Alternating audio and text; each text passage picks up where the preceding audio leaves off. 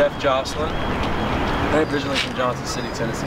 Yeah. What brought me to LA was just the general ambiance of the California dream. Like ever since I was a little kid, I listened to Beach Boys and the whole idea of like surfing in this West Coast environment where the sunset is magical and the music has a certain vibe to it, and palm trees hanging. You know, there's just a certain essence to California that was attractive to me. I couldn't put a finger on why. I grew up on the East Coast, but something that was attractive about it that just resonated. I remember listening to like Beach Boys albums and like Motown albums as a little kid, like driving to the beach with my grandfather, and he would always play the tapes, and so I kind of associated that West Coast beach thing with this feel-good music that already like really resonated with me. That's kind of my favorite music, you know. So there was something out here that had that magic that I experienced as a little kid. I'm kind of on the tail end of a year's worth of songs that I've written and produced for myself that I put into an album. I would describe it as kind of all my favorite things about, you know, the 60s, 70s, 80s, and then packaged into some sort of current format.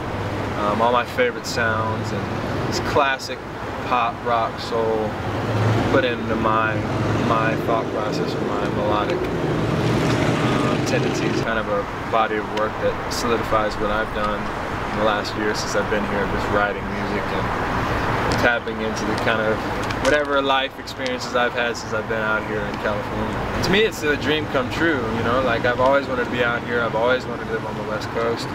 So it's just kind of the process of coming out and struggling for a minute and having to work a day job and knowing that I could do what I love full time. And so it's that struggle of of writing songs about myself and the struggle of trying to get where I'm trying to go, but also the process of writing songs that could potentially be for other people, and so writing them to be the best that they could be, and trying to write them to be commercially successful and experimenting with sounds.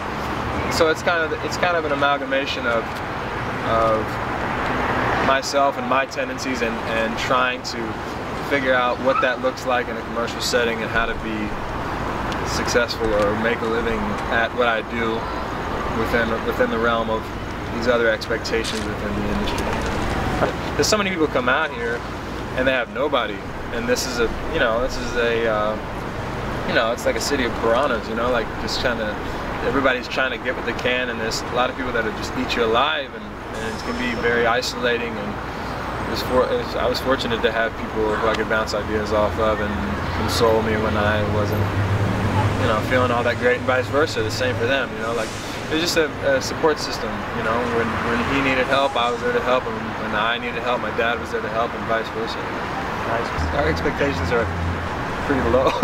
I mean, don't get me wrong, we just want to live a good life and enjoy life and surf and milk the moments, you know, and then just create a life that inspires other people to be hopeful and treat other people with respect and love, and, you know what I mean, community. And so this, beyond that, anything is icing on the cake, you know. What's next for the Joslin boys? What's going on? Probably surfing. No.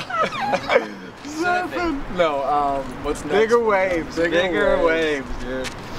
What's next? Bigger waves, more sunsets. Let's say. More sunsets. Oh, yeah, I mean, that's the ending. That's the ending right there. Bigger waves, more sunsets. Yeah, mate. It's a great quote, mate.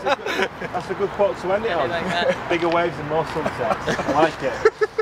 We'll have that in bold at the bottom. Bigger waves and more sunsets. That's a wrap, guys.